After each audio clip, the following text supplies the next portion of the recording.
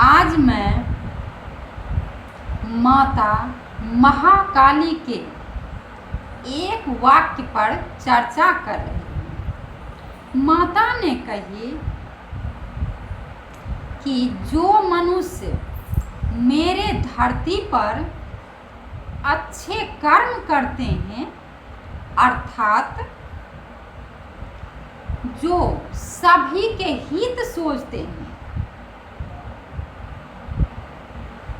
वो मनुष्य सदा सत्य पर रहते हैं, सभी का हित सोचते हैं, स्वयं भी अच्छा रहे और दूसरों को भी अच्छा बनने की प्रेरणा दे, दूसरे मनुष्य को भी अच्छी बात सिखाए।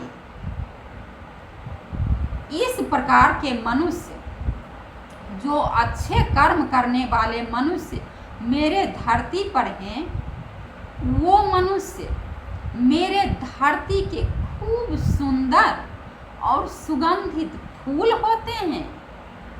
मैं उस मनुष्य को निहारती रहती हूँ और उनको देखकर मैं बहुत प्रसन्न होती हूँ। और जो मनुष्य मेरे धरती पर ईर्ष्या द्वेष के कारण किसी भी प्रकार से किसी मनुष्य को दुख देते हैं,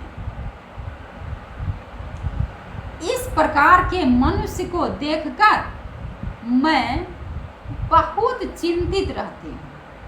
और इस प्रकार के मनुष्य को देखकर, इस प्रकार के दुष्कर्मी मनुष्य को देखकर मैं सदा रोती रहती हूँ।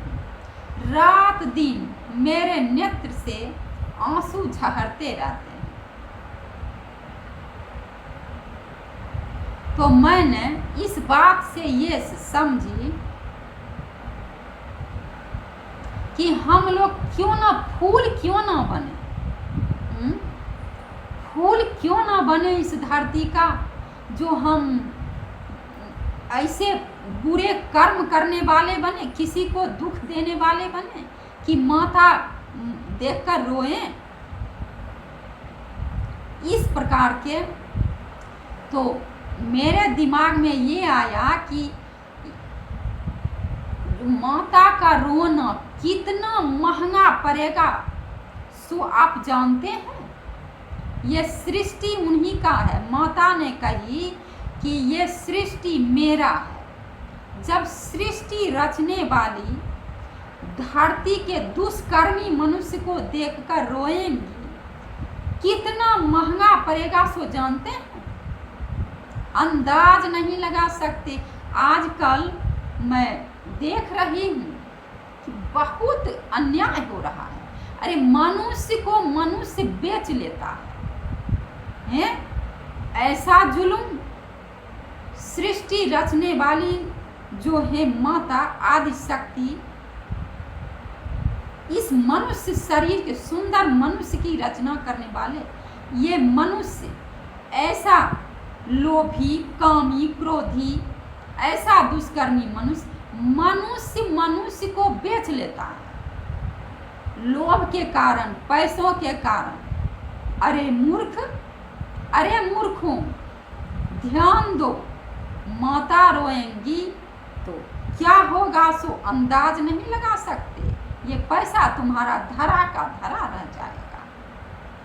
पैसा कोई चीज है पैसा, लेकिन सत्कर्म करके पैसा, रुपया पैसा कमाओ, अच्छे कर्म करके रुपया पैसा कमाओ। ये क्या किसी मनुष्य को बेच लेना, किसी मनुष्य की हत्या करके पैसा कमाना। महापापियों सावधान, माता से डरो। इस प्रकार के मनुष्य को देखकर माता रो रही है, बहुत महंगा पड़ेगा। फिर अगले वीडियो